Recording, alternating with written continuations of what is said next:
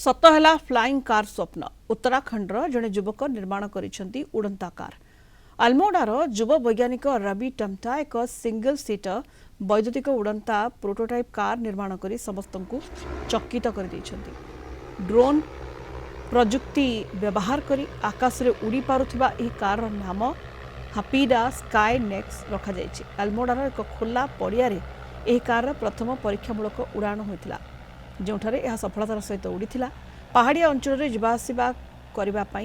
जीवासवा को सहज करने एही कार सहायक हेब। रवि निज स्टार्टअप कंपनी सहायता ड्रोन मोटर एवं इलेक्ट्रॉनिक्स अपग्रेड करी एही उड़ंता कार निर्माण करिसेंती। एही कार संपूर्ण बैटरी चालित एवं परिवेश अनुकूल होइतिबारु यार व्यवहार इको फ्रेंडली जोन गुड़िकरे होई परिबो।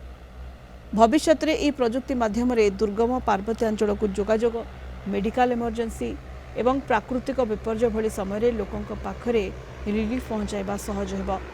एबे ही कार केवल एक प्रोटोटाइप पर्यायर रही। व्यावसायिक भाव में बजार को आसिबा पूर्व यह फ्लाइंग कार को डीजीसीए ठारू सुरक्षा जांच एवं अनुमति मिलवा आवश्यक बोली जଣାपड़िछि।